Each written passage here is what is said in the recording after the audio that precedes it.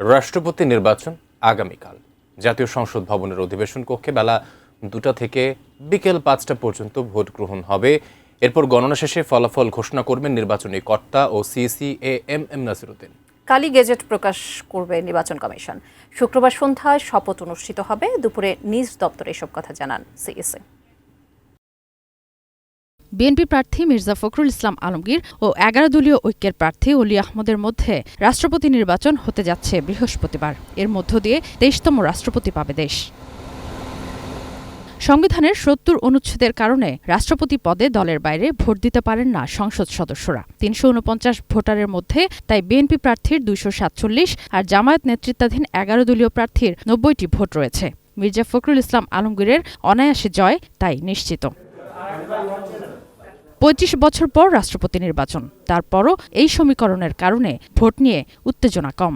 যদিও এই ভোটের নির্বাচনী কর্তা সিইসি এম এম নাসিরউদ্দিন দাবি করেন, রাষ্ট্রপতি নির্বাচনের দিকে তাকিয়ে আছে বিশ্ববাসী। আমরা কনফিডেন্ট যে ইনশাল্লাহ আমরা একটা সুন্দর নির্বাচন, রাষ্ট্রপতি নির্বাচন, এটা তো বিশ্ববাসী তাকিয়ে আছে। তো যে বাংলাদেশের নির্বাচন, যে প্রেসিডেন্ট নির্বাচন হচ্ছে, বিশ্ববাসী তাকিয়ে আছে না, এটা বাংলাদেশ কে প্রেসিডেন্ট হচ্ছে।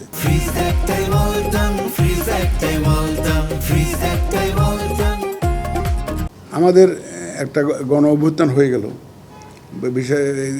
24 অগাস্টে, দেখতেন যেটা কনক্লুড হলো, এবং একজন রাষ্ট্রপতি মেয়াদ শেষের আগে পদত্যাগ করলেন।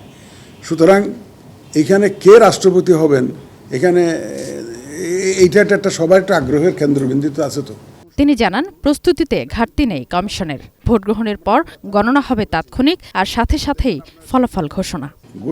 যখন কাউন্টিংটা শেষ হয়ে যাবে, তখন সিইসি অ্যাজ নির্বাচনী কর্তা ওই যে রেজাল্টটা অ্যানাউন্স করে দিবেন সবার সামনে, কতটা ব্যালট ইউজড হলো এবং ইউজড ব্যালটের মধ্যে কে কত ভোট পেল, যে ক্যান্ডিডেটদের মধ্যে কে কত ভোট পেল, এটা সংখ্যাগুলো সব বিস্তারিত আমি অ্যানাউন্স করে দেব। এই ভোটে প্রচার নিষিদ্ধ জানান সিইসি, যদিও কে কাকে ভোট দেবেন তা ওপেন সিক্রেট। আমি যখন ব্যালটটা পাবো, ব্যালটটা গুনবো, তো আমি দেখবো যে মিস্টার এক্স কাকে ভোট দিয়েছে এটা দেখতেছি, কিন্তু আমাদের নর্মাল ইলেকশনকে আপনারা দেখতে পারবেন কে কারে ভোট দিল। সাদিয়া আফরোজ, 18 নিউজ, ঢাকা।